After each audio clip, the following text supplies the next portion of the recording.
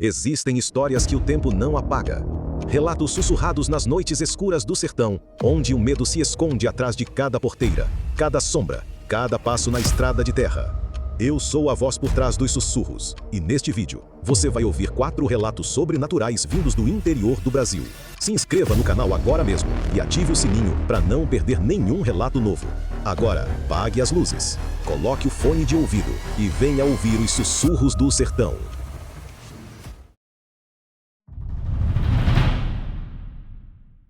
Primeiro relato. Olá, meu nome é Matheus e eu acompanho o canal de vocês desde o comecinho. Moro em São Paulo hoje, mas nasci e cresci num paraíso perdido no norte da Bahia, um vilarejo chamado Mangue Seco. Foi a coragem de outras pessoas que mandaram suas histórias que me deu força para finalmente botar para fora um negócio que me rói por dentro há mais de 20 anos. Uma lembrança que eu tentei afogar na correria da cidade grande, mas que sempre volta para me assombrar nas noites mais quietas. Quem conhece Mangue sabe do que eu tô falando. As ruas de areia, o cheiro de maresia misturado com o de moqueca no fogo de lenha, o som das ondas quebrando mansas na praia. Durante o dia, é o lugar mais pacífico do mundo. Mas, como em todo lugar antigo, a noite guarda segredos. A maior festa da minha infância era a apresentação do Boi Bumbá de Seu Djalma.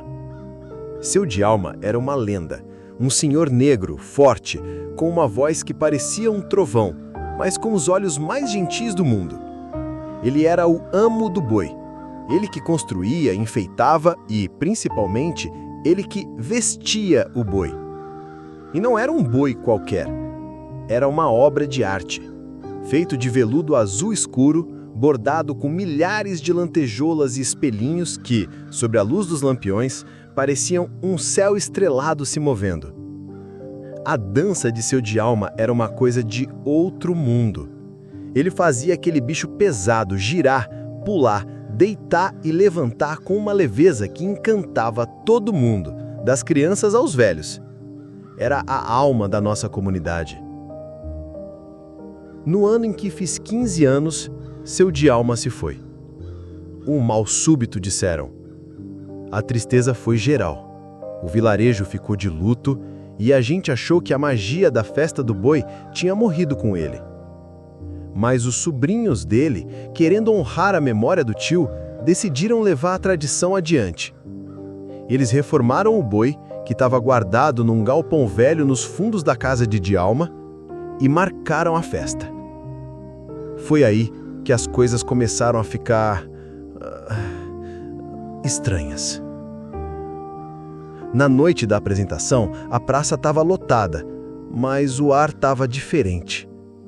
A noite estava abafada, sem um pingo de vento, daquelas que o som não se espalha, fica abafado. Quando os músicos começaram a tocar, o boi surgiu da escuridão. E um calafrio percorreu a espinha de todo mundo. Não era o boi de Seu Djalma. A estrutura era a mesma, mas as cores eram mais escuras. O veludo azul tinha sido trocado por um preto, tão fosco que parecia absorver a luz em vez de refleti-la. Os espelhinhos e as lantejoulas tinham sumido. No lugar, tufos de crina de cavalo, ásperos e desgrenhados. E os olhos da máscara do boi não eram mais pintados e alegres. Eram 2 bolas de gude pretas, enormes e foscas, sem vida. A música tocou, mas o boi não dançou. Ele se movia de um jeito pesado, arrastado. Não tinha a ginga, a alegria. Era quase uma marcha fúnebre. As pessoas cochichavam. Quem tá aí dentro? É o Zeca? É o Dinho? Ninguém sabia ao certo qual dos sobrinhos tinha vestido a carcaça. Eu, moleque curioso que era, quis ver de perto. Fui me esgueirando pela multidão até chegar bem na frente. O cheiro que vinha da fantasia era forte, um cheiro de mofo, de coisa guardada em lugar úmido por muito tempo, misturado com outra coisa. Um cheiro de pelo molhado, de bicho do mato. Fiquei a uns 2 metros dele. O boi parou de se mover e virou a cabeça lentamente na minha direção. Eu olhei direto para um dos buracos dos olhos, esperando ver o suor e o olho do rapaz que estivesse lá dentro. Não tinha ninguém ali. O que eu vi foi escuridão, um breu absoluto. E então, bem lá no fundo daquele breu, uma brasa vermelha se acendeu. Lenta. Não era um reflexo da luz do poste. Era uma luz própria, que vinha de um lugar profundo e quente. Uma luz que pulsava, como um coração maligno. Meu sangue gelou. Eu fiquei paralisado olhando para aquela coisa. E então, o boi abriu a boca articulada e de dentro dele não veio a voz de um homem imitando um boi. Veio um mugido, um som gutural, longo, poderoso, um som que não veio de uma garganta humana. Um som que vibrou no meu peito e fez o chão de areia tremer de leve. O pânico foi instantâneo. Não fui só eu que ouvi. A praça inteira ouviu. A música parou. As pessoas começaram a gritar e a correr em todas as direções. Foi um caos. Eu só lembro de ser arrastado pela minha mãe, que me puxava pelo braço enquanto olhava para trás com os olhos cheios de pavor. Na manhã seguinte, encontraram a fantasia do boi jogada na beira da praia. Estava rasgada em vários lugares, suja de uma lama escura que não era da nossa terra. E o cheiro de enxofre e de animal selvagem era insuportável. Os sobrinhos de seu Djalma juraram de pé junto que, depois da confusão, ninguém teve coragem de voltar para pegar a carcaça. O mistério de quem ou o que estava dentro do boi naquela noite virou a história mais assustadora de Mangue Seco. E por 20 anos eu acreditei nisso. Eu acreditei que algum espírito zombeteiro tinha possuído a fantasia para assombrar a gente. Até o mês passado. Minha mãe me ligou.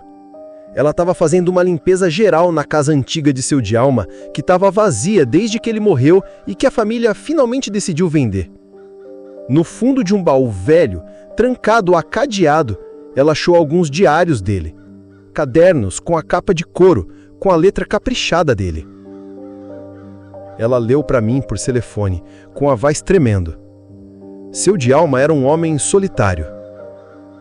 A grande tristeza da vida dele não era não ter tido filhos, mas sim não ter a quem passar a alma do boi. Ele tinha pavor que a tradição morresse com ele. Numa das últimas páginas, ele escreveu: ele fez um pacto. Numa noite de lua cheia, desesperado, ele foi até a mata fechada atrás do vilarejo e ofereceu a alma da sua criação, a carcaça do boi, a uma entidade que os antigos chamavam de Pai do Breu, o senhor das coisas que andam na noite. Em troca da festa nunca morrer, a entidade poderia vestir o couro do boi todo ano, para sempre. O pacto dizia que, enquanto seu Djalma vivesse, ele seria o guardião. Mas após a sua morte, o próprio Pai do Breu viria pessoalmente para a festa, para dançar entre os homens e cobrar a sua parte da alegria. A coisa que a gente viu naquela noite não era um espírito possuindo a fantasia. Era um novo amo do boi. O boi que eu vi não era uma imitação assustadora. Era o cumprimento da promessa. A tradição em Mangue Seco, de fato, nunca morreu. Dizem que todo ano, na mesma data, a festa acontece. E um boi negro, de olhos vermelhos, ainda dança no meio do povo. Mas agora eu sei a verdade. Não é uma honração. É uma assombração. E a alma daquela festa não pertence mais a gente. Um abraço a todos e cuidado com as tradições que vocês tanto amam. Vocês podem não saber a quem elas realmente pertencem. Chegamos a um ponto crucial. E se você continua aqui é porque a escuridão também te atrai. Antes de prosseguirmos, junte-se ao nosso círculo. Inscreva-se para não se perder nas sombras. Deixe seu like como um sinal de coragem e compartilhe para que mais almas curiosas encontrem este caminho. Podemos continuar? Escreva nos comentários de onde você está ouvindo e vamos para o próximo relato. Segundo relato. Oi, pessoal. Meu nome é Clara. Eu sou de Belo Horizonte e a história que vou contar aconteceu quando eu tinha 10 anos e minha irmã, Júlia, tinha 6. Meu pai, que era professor de história, conseguiu uma transferência para a universidade em Ouro Preto. Para ele, era um sonho. Para nós, foi o começo de um pesadelo. Nós nos mudamos para um casarão no bairro do Rosário. Era uma daquelas casas coloniais de 2 andares, com paredes grossas de pedra, janelas de madeira escura com namoradeiras e um cheiro constante de pedra úmida e de igreja antiga. A casa era linda, um patrimônio histórico, mas tinha um peso, uma presença. À noite, o silêncio era tão pesado que chegava a zumbi no ouvido. Júlia e eu dividíamos um quarto enorme com o pé direito altíssimo, e no teto do nosso quarto havia um alçapão de madeira escura que dava para o sótão, um lugar que meus pais nos proibiram de ir. É perigoso, tá cheio de poeira e bicho, eles diziam, mas a proibição só alimentava a nossa curiosidade. Numa tarde chuvosa, enquanto meus pais não estavam, nós empilhamos umas caixas, subimos e abrimos o alçapão. O cheiro que desceu de lá era de tempo, poeira, madeira seca e algo mais. Um perfume fraco e adocicado como flores velhas. Lá em cima, sob a luz fraca de uma única janela empoeirada, havia móveis velhos cobertos por lençóis brancos parecendo fantasmas. E num canto, dentro de um pequeno baú de vime, nós a encontramos. A boneca. Ela não era bonita.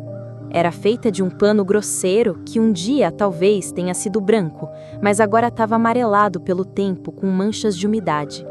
O enchimento era irregular, deixando-a com uma aparência meio disforme.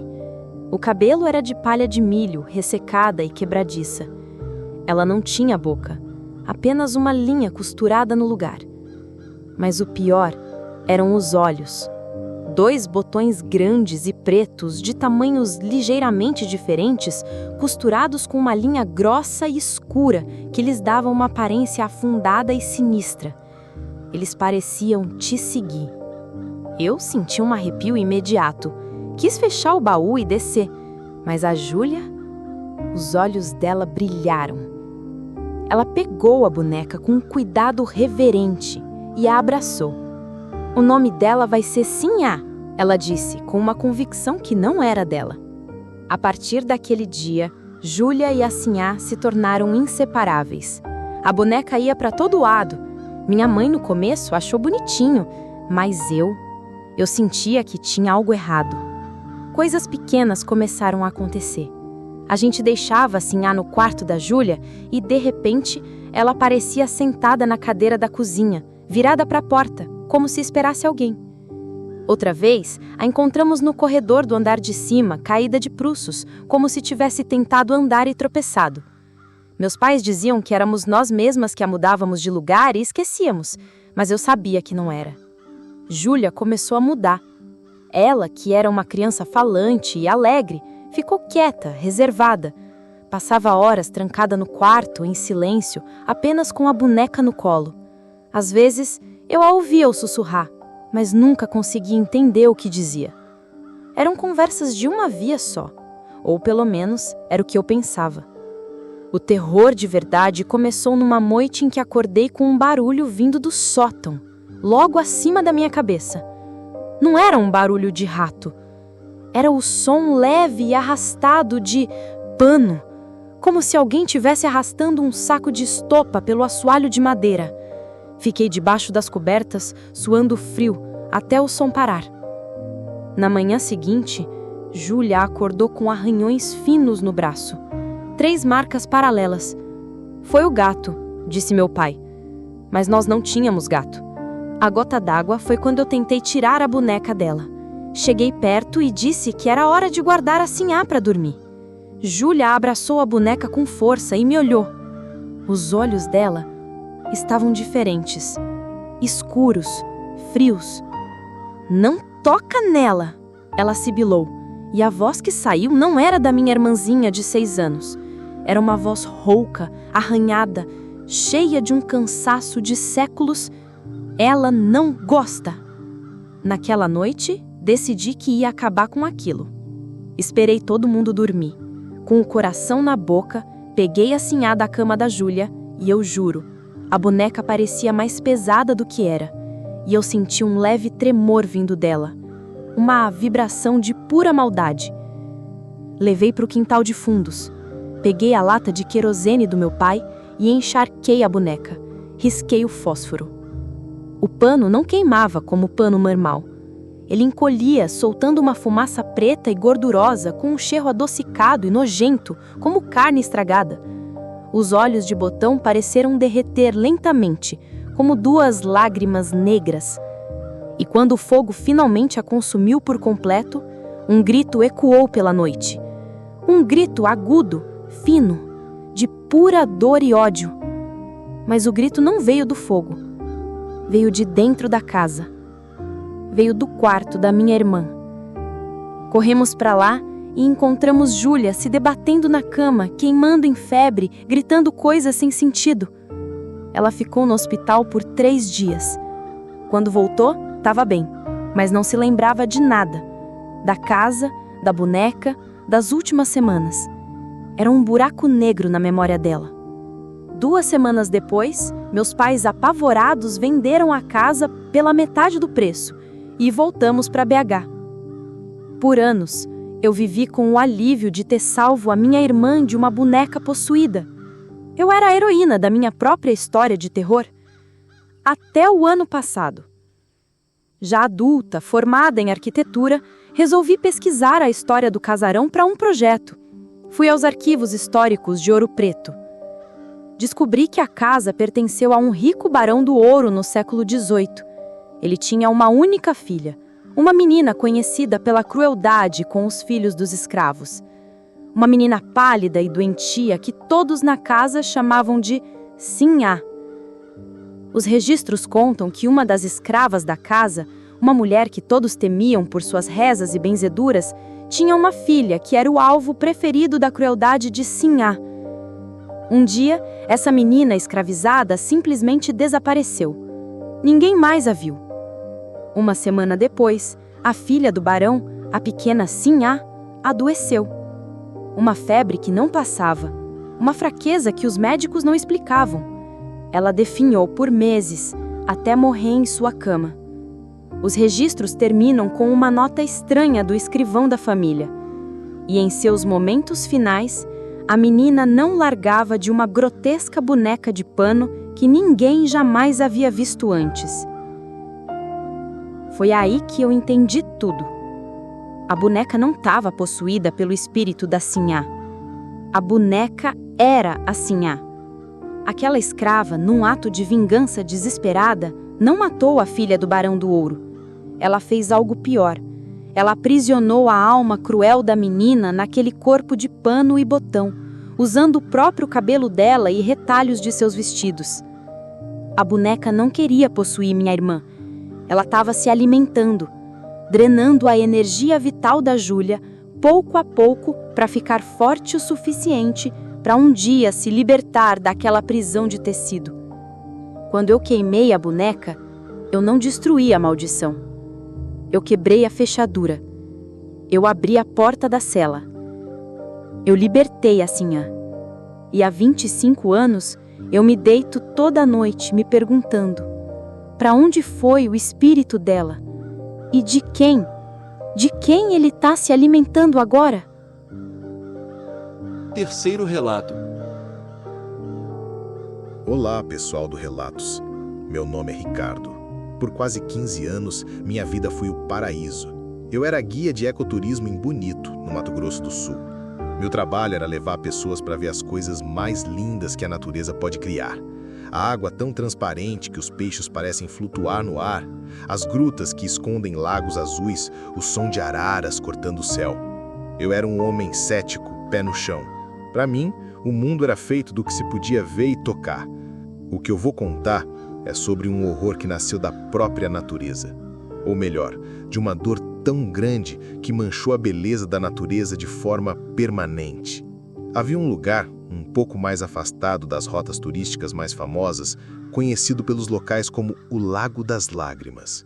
Era uma dolina inundada, um buraco perfeito na terra, com uma água de um verde esmeralda profundo. A beleza era de cortar a respiração, mas o lugar tinha uma fama. A lenda que a gente contava para os turistas mais curiosos era uma história triste e romantizada. Diziam que uma índia da tribo Caduel tinha se apaixonado por um bandeirante, e quando ele partiu, prometendo voltar, ela esperou. Esperou por anos, chorando na beira daquele lago, até que suas lágrimas se misturaram à água e sua alma ficou presa ali, para sempre. Por isso, diziam, a água era um pouco mais fria e salgada que as outras. Era só uma história, eu pensava, uma forma de dar um charme a mais ao lugar. Até o dia em que eu levei um fotógrafo alemão por um passeio particular. Era um fim de tarde. O sol já estava baixo, dourado, criando sombras longas na mata. O fotógrafo queria a luz mágica. Estávamos só nós dois na beira do lago. O silêncio era quase total, quebrado apenas pelo zumbido dos insetos. Foi quando ele me pediu para ficar quieto. "Está ouvindo?" Ele perguntou em um inglês arrastado. Eu apurei os ouvidos e ouvi. Era um som muito baixo, quase imperceptível. Um choro, um lamento feminino, longo e desolado, que parecia vir de todas as direções ao mesmo tempo. "É o vento nas folhas", eu disse, mais para me convencer do que para convencer ele. Ele só balançou a cabeça e continuou a tirar fotos. De repente, a temperatura caiu bruscamente. Uma névoa fina, improvável para o calor daquela hora, começou a subir da superfície da água. E no meio daquela névoa, na outra margem, nós vimos. Não era nítida, era mais uma ausência de cor na névoa. Uma forma humana, alta e esguia, feita de tristeza e luz do luar. A figura de uma mulher, com cabelos longos e escuros, parada, nos observando. O fotógrafo, em vez de medo, sentiu fascínio. Ele começou a andar para dentro da água com a câmera no olho, hipnotizado. "Fantástico, incrível!" ele murmurava. Eu gritei para ele voltar. A figura, então, levantou um braço longo e pálido e apontou. Não para nós, mas para o fundo do lago, bem no centro. Foi aí que o medo de verdade me atingiu. Entrei na água gelada até a cintura e puxei o fotógrafo com força pelo braço. Ele estava tremendo, como saindo de um transe. E quando nos viramos para a margem, eu olhei para onde ela tinha apontado. A água, como sempre, era cristalina. E o que eu vi no fundo vai me assombrar até o meu último dia. Não era o fundo de lodo e pedras que eu conhecia. Eram rostos. Dezenas de rostos pálidos, com olhos abertos e bocas escancaradas num grito silencioso, emergindo do fundo do lago. Rostos de homens, mulheres, crianças de todas as idades, presos no lodo, olhando para cima, para a mulher na margem, como se fossem sua congregação. Nós saímos da água tropeçando e corremos sem olhar para trás. No dia seguinte, eu pedi demissão. Nunca mais voltei àquele lugar. Por anos, eu achei que eu tinha entendido a lenda. A mulher não era só uma. Ela era a guardiã de todos os outros que, por tristeza ou acidente, tinham se afogado ali ao longo dos séculos. Era um lugar de dor acumulada. Até que alguns anos atrás, conversando com um senhor muito velho, um dos últimos descendentes diretos dos Caduel daquela região, eu contei com o coração na mão o que eu tinha visto. O velho me ouviu em silêncio, com os olhos pequenos e fundos. Quando terminou, ele cuspiu no chão e disse: "Vocês brancos gostam de enfeitar a morte. Não era amor, era ódio." Ele me contou a história verdadeira. Aqui não está nos folhetos de turismo. Aquele lago não era um lugar de choro por amor. Na época dos bandeirantes, era um desovador, um lugar de extermínio. Os homens que invadiam as terras matavam os índios que resistiam e jogavam os corpos ali dentro, para que nunca fossem encontrados. A mulher da lenda não se apaixonou por um bandeirante. Ela foi a única sobrevivente de um massacre. Ela viu sua família, seus amigos, seu povo inteiro serem mortos e jogados naquela água. E em sua dor e fúria, ela, que era uma poderosa pajé, realizou um último ritual. Ela amaldiçoou o lago, prendendo sua própria alma ali para um propósito. Ela não é uma alma penada chorando de tristeza. Ela é uma guardiã, uma carcereira. Os rostos no fundo não são de vítimas inocentes que se afogaram. São as almas de todos os assassinos, de todos os homens com o coração impuro que ao longo dos séculos ousaram entrar naquelas águas e foram puxados por ela para o fundo. Ela não atrai os tristes, ela caça os maus. O lamento que se ouve não é de dor, é um chamado, uma isca.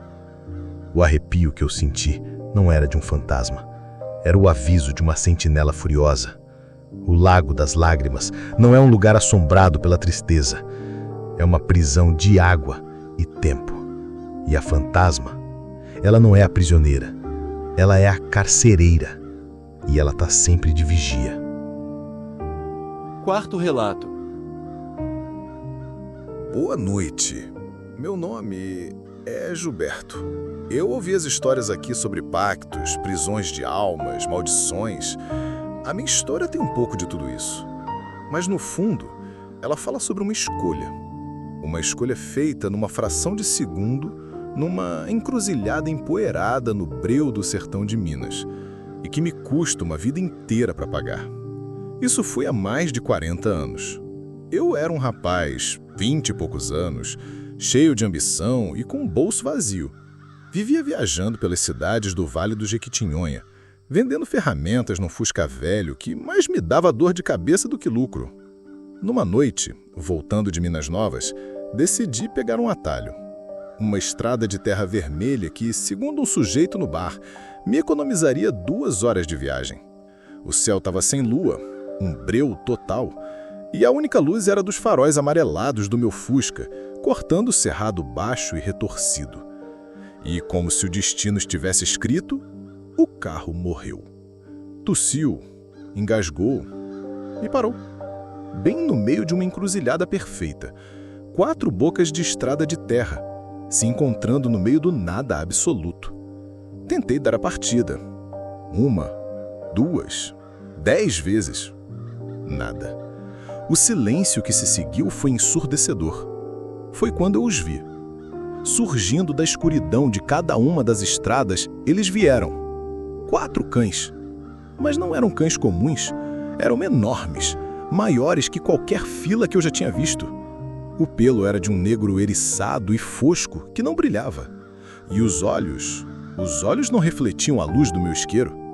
Eram 2 moedas amarelas, brilhando com uma inteligência fria e antiga. Eles não rosnaram, não latiram, apenas se sentaram, um em cada canto da encruzilhada, e me observaram. Eram guardiões, e eu entendi, sem que nenhuma palavra fosse dita, que eu não sairia dali.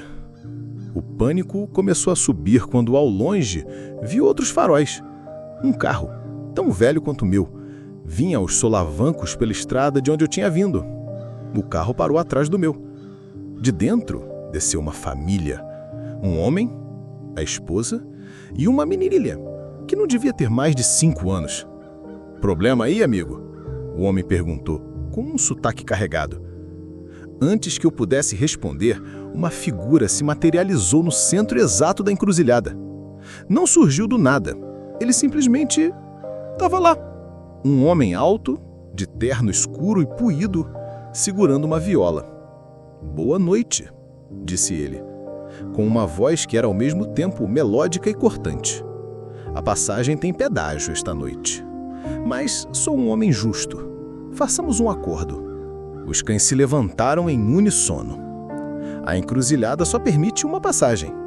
Um carro passa esta noite, o outro fica. E quem fica, paga a conta. A escolha é de vocês." O pai da família olhou para a esposa e para a filhinha encolhida atrás da saia da mãe Sem hesitar, ele deu um passo à frente. Nós ficamos. Deixa o rapaz passar. O homem da viola sorriu de canto. E então virou aqueles olhos de escuridão para mim. E você, rapaz, com tanta pressa de chegar, tanta fome de vencer, sua escolha é mais interessante. Ele disse, se aproximando. Se você escolher passar, eu abro não só essa estrada, mas todas as outras para você. A porteira da sorte se abre hoje. Negócios, dinheiro, tudo que você desejar.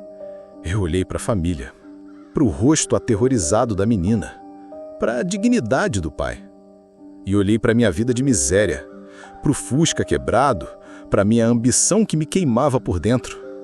E numa covardia que me envergonha até hoje, eu fiz a minha escolha. Eu aceito. Me deixe passar. Eu gaguejei. O homem sorriu abertamente. Ele fez um gesto com a mão. Como que por magia, os cães abriram caminho para mim. Meu Fusca pegou na primeira tentativa. Enquanto eu acelerava, esmagando o cascalho, olhei pelo retrovisor. A última imagem que eu vi foi a família parada no meio da estrada e os 4 cães negros se aproximando deles. Não para atacar, mas para cercá-los, como pastores reunindo um rebanho. E o homem da viola, sentado numa pedra, começou a tocar uma melodia, triste e antiga. A porteira da sorte se abriu. Em 1 ano, eu tinha minha própria loja. Em 5, uma rede delas. Fiquei rico, mais do que sonhei. Casei, mas o casamento foi frio e acabou rápido. Não tive filhos. Minha vida era cheia de coisas, mas vazia de calor. Eu enterrei a memória daquela noite debaixo de pilhas de dinheiro. Até a semana passada. Agora, um homem velho, dirigindo meu carro importado e caro por uma estrada em São Paulo, à noite. E o motor, perfeito, alemão, simplesmente morre. No meio de uma encruzilhada. Meu sangue gelou. Olhei para fora.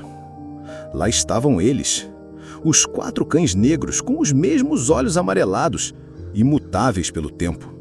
E no centro, o homem, com a sua viola e o seu terno puído. Ele não tinha envelhecido um dia. Gilberto, disse ele com o mesmo sorriso. Chegou a hora de pagar a conta. Eu fechei os olhos, esperando o fim.